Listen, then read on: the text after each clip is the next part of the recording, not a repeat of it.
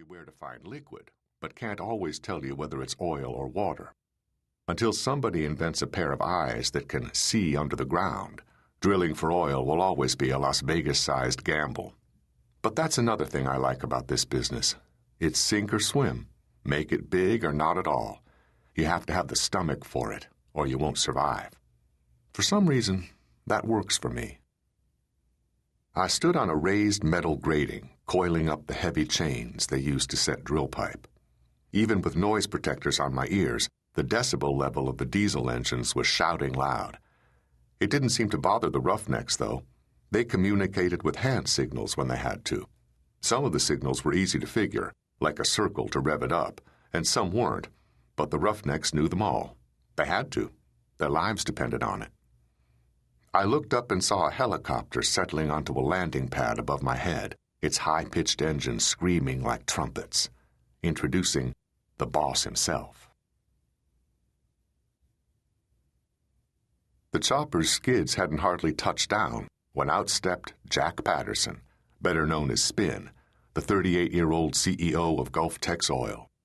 With him was Joe Wright, his chief engineer, and Bud Hightower, the 65-year-old founder of Gulf Tex, who was chairman of the company and its biggest shareholder. He also happened to be Spin's father-in-law, considering Spin had married Audrey Hightower when they graduated from college. Mr. Hightower was lean and tall, with a gray buzz cut and weathered skin and a cigarette that never fell out of his mouth. If he'd had a cowboy hat on, he would have been the Marlboro Man. Joe Wright, the chief engineer, wore glasses and a baggy jumpsuit, a bit of a geek, but smart as a fox. Spin was another story. He was rich, powerful, and good-looking, the kind of big dog all the other dogs wanted to run with. He had on this dark suit and a silver hard hat with the Gulf Tex logo on it, but underneath the glitz, he was a regular guy who was comfortable shooting the breeze with the roughnecks and getting a feel for what was really going on. According to Dad, Spin's biggest problem is trimming the company's fat by getting rid of old rigs, obsolete machinery, and things they don't need. Even though Spin was young and married to the boss's daughter, everybody respected him because he'd come up the hard way. First he was a roughneck, then a wildcatter, then he was head of a drilling service company in Corpus. Dad said he'd taken over Gulf Tex when it was about to go bankrupt, and in only 3 years turned it around. Will said he was a man with vision, who understood that the only way to find oil was with modern technology. Apparently that's why he'd hired Joe Wright, this genius engineer from the University of Texas.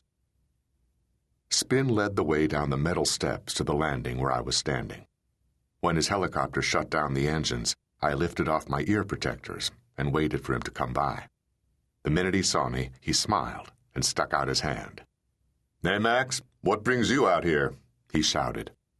"It's June, Mr. Patterson. School's out," I yelled. "It's my chance to be a roughneck." He pulled the strap under my hard hat and hit the top. "Keep that thing on tight, okay?"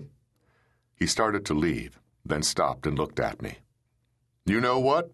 he said after thinking it over. "Why don't you climb up to the crane cab and watch from up there? You'll get a view of everything, and Puck can explain what's going on." He lifted his walkie-talkie, hit the transmit button, and told the crane operator, Puck Tarver, I was coming up. I don't think Puck liked the idea at first, because Spin turned away to talk to him in private, but after that, he smiled at me and pointed at the steel ladder leading 6 stories up to the control cab. I waved at him, grabbed my ear protectors, and went for the ladder while Spin and Mr. Hightower walked down the metal steps to the main deck. By the time I'd reached the cab, it felt like I'd climbed up a circus ladder to a high-wire platform. I opened the door, entered, and sat in the chair behind Puck, who got his nickname because he'd played semi-pro hockey. He was wearing a hard hat, earphones with a microphone curled in front of his mouth, and dark sunglasses, and he was busy raising a heavy, new Caterpillar diesel engine from a seagoing barge up to the main deck of the platform. I watched him operate the crane controls, the joysticks, foot pedals, and buttons, while he talked to the guys on the deck below. I was curious about which levers took the crane hook in which direction, but I didn't interrupt to ask. There was an extra headset on the control panel, so I picked it up and put it over my head and listened as Puck and a roughneck, guiding the payload into position, talked to each other. I recognized the other voice instantly. It was my brother Will's. I looked down and saw him standing next to an empty mud pit, a shallow well on the deck where they were going to store the engine, waiting for the crane to bring the engine to him. Looking at the other side of the deck, I saw Spin, Joe, and Mr. Hightower greet my dad with handshakes and shouts over the noise. Then I saw Spin and Mr. Hightower walk to the railing on the far side of the platform and look down at a fuel boat delivery hose that was being lifted by a small crane. When it got up to the deck, a couple of roughnecks with goggles and gloves grabbed it and guided its nozzle into a metal coupling, and a few minutes later, the hose swelled up with diesel fuel that was being pumped into a huge tank on the deck. Diesel oil's critical on a drilling platform because it runs all the engines, generators, and pumps you need to produce a field. It seemed kind of ironic to me, all that oil being burned to find more oil. Back on the near side of the platform, the Caterpillar engine dangled a few feet above the deck. Puck talked into his mic, didn't get an answer from Will, asked Will if he could hear him, then repeated himself, but still got no answer. He tapped the mic with his finger, cussed when it didn't work, and pulled a plastic pill case out of his breast pocket. He opened it and fished out a couple of white pills and said, "Excedrin," to me, holding 3 in his hand. When I shook my head no, he put the case back into his pocket and held onto the pills. I could hear him talking into the mic, but I heard no answer in my headset from Will or anyone else on the deck. Evidently, the intercom was busted. How they could put a man on the moon but couldn't get an intercom to work was a mystery to me, but it happened all the time. I saw Puck change channels from number 2 to number 3 on his headset and say, "My reception's out, Spin.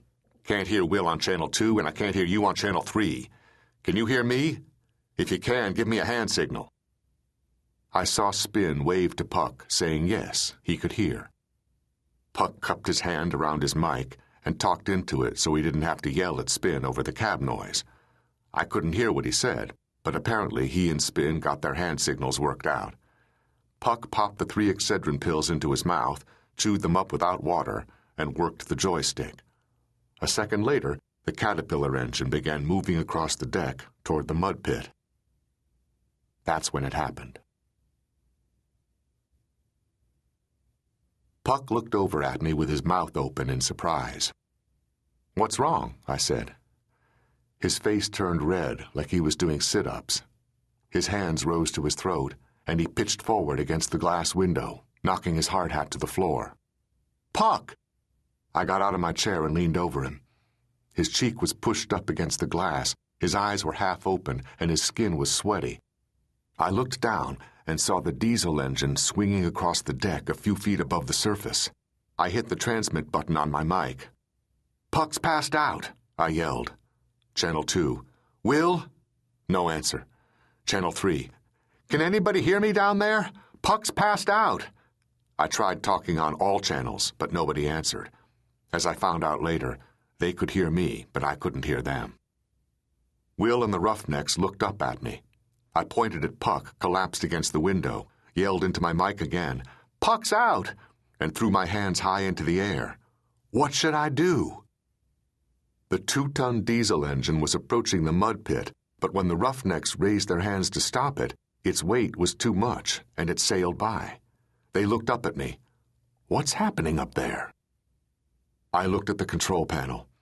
The joystick had arrows pointing in 4 directions, north, east, south, and west, but I couldn't tell what they meant when it came to understanding the direction of the swinging payload. I started talking to myself. "If I push it forward, which way will it go?" I could see an arrow pointing forward, but I didn't know if that meant up or down. Same for right and left. Fucking dyslexia. When I played quarterback, my center had to touch his right or left knee just to make sure I knew which way the play was going. I wiped away the sweat dripping off the end of my nose and looked down at the deck. Everything was happening fast. The diesel engine was headed for the edge of the platform.